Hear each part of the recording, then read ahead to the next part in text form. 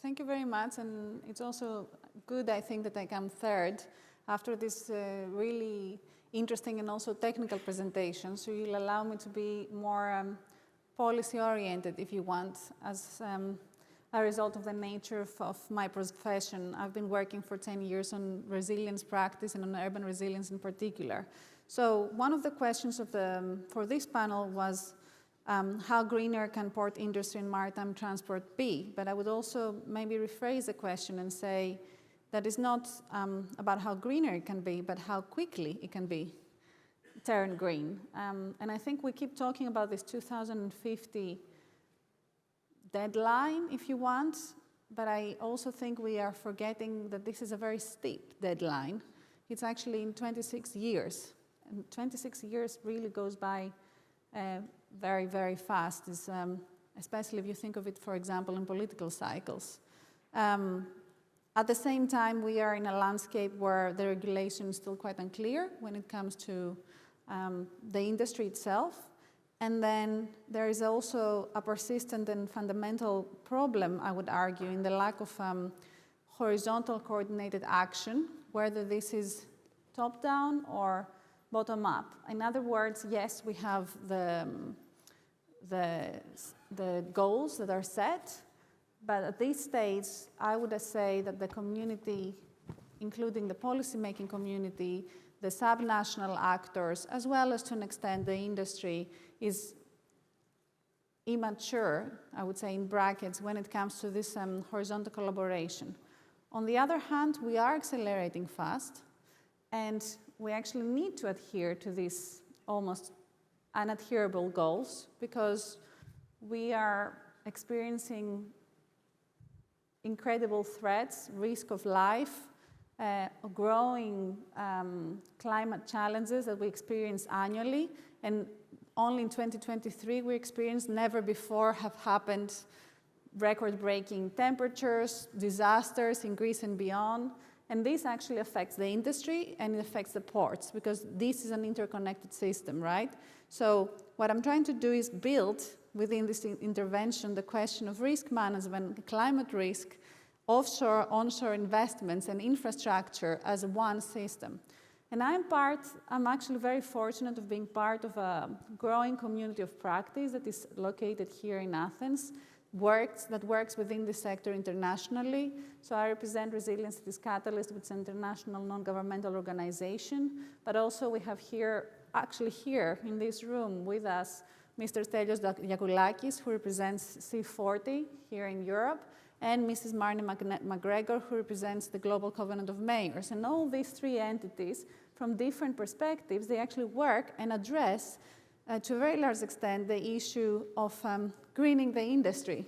And when I say the industry, I mean the connection between also ports and the industry of maritime industry overall. So for example, C40 has already from last year, if I'm not mistaken, the Green Shipping Corridors Initiative.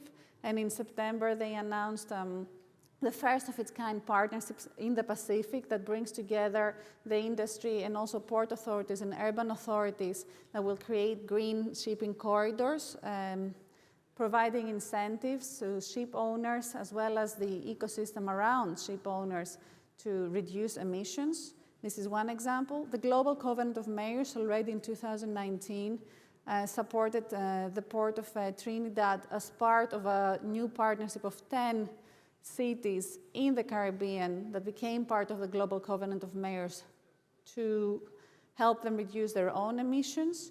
And then Resilience Cities Catalyst collaborated and created what is called the California Resilience Partnership Program. And that includes also the city of San Diego, which is a major port and is undertaking significant investments to maintain its $9 billion basically revenue, as well as the 70,000 jobs that are directly linked to its infrastructure, to its natural environment, as well as to the threats that they're facing with sea level rise. And another very interesting example is also the Port of Rotterdam, that they are actually part, and this is what I was reading here on my phone.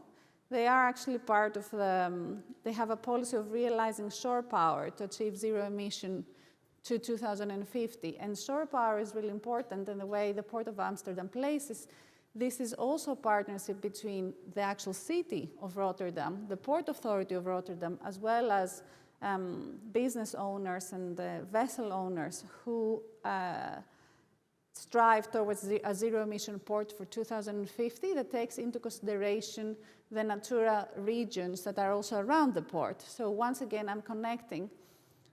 The point I'm actually trying to make in this, and I want to round up my argument, is that in reality, without those partnerships, there's no way we're actually going to achieve those goals. Yes, there are a lot of things that can be done on the, let's say, the vertical scale, but actually, given the fact that we are facing this growing risk, and there is this paradox, like we're being required to make massive investments to adjust. All the time, we are facing growing risks and catastrophes that actually increase the cost for the diversity of interests we are talking about. So these are the three examples I mentioned that try to work and support these ecosystem chains and these change management processes.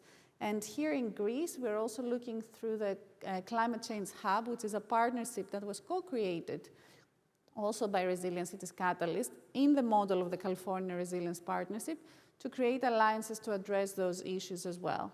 So I'll just close here, I think, this intervention, and I'll be part of the conversation later. Thank you.